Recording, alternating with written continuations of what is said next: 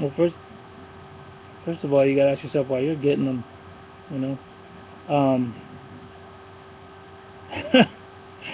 I would say don't even get them unless you really know what it's about. Don't do it to be cool or hairstyle or. I think that's one of the. I mean, that's not the reason why I cut them, but one thing that made me comfortable about cutting them was that it has become such a fad, and you know, when you can get dreads at your local parlor and stuff, then it's not cool anymore. You know, when I grew up, you know, being a dread was about humility, and when people looked at you, it was because they thought you to be the low man on the totem pole, you know, in society. You know, now it's the cool thing to do, so don't do it for that reason.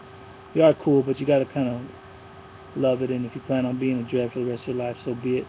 You know, I know I've been asked this question why I cut them and stuff. The main reason, or the only reason why I cut my dreads is just because, you know, it was just more of an interchange. I didn't want to cut my hair, but it was just a point in my life where I needed to make that, you know, new commitment and that new covenant, you know, with God and my faith in my life. And, you know, actually I think I'm sitting in the same place right here. That's where I cut them. My wife and my That's been the number one question in here. Yeah, my wife and my daughters cut my hair, and I cried like a baby the whole time. Because we should have videotaped that. No. You know what? At first it was like obviously I knew that that's what everyone would want to see, but it was so personal, yeah.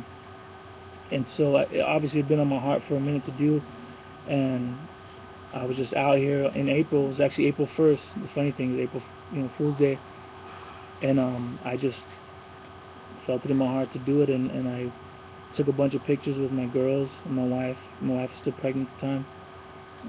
You know, with my hair down, and then I just gave my wife the scissors, you know, and my daughters. And my daughter was she was bawling her eyes out because you know she's gonna be 8, and I've had my dreads for 11 years, so she hadn't seen me anyway, you know, other ways, so she didn't understand why. And I remember she told me, she's like, you know, it's okay, Daddy, you know, I like them. I'm like, it's not that, baby, it's just, you know, it was just a change of heart for me, you know, to keep all the awesome things that I've come to know in the last so many years, and it's just more of a cleansing, you know.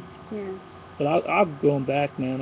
I said it on MTV that, you know, you don't have to have locks to be a dread. You know, I'm a dread at heart. I've always been.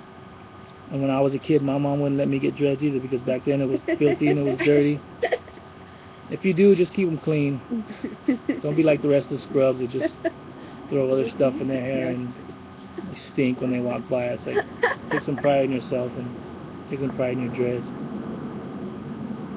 Let's see. And I do still have them, so if anybody would like to buy them, no, I'm just kidding. I've been asked that. I'll buy them. I'm like, no way, dude. Hang one in your room. I'm gonna bury them somewhere. Get them framed. Yeah, that'd be kind of twisted.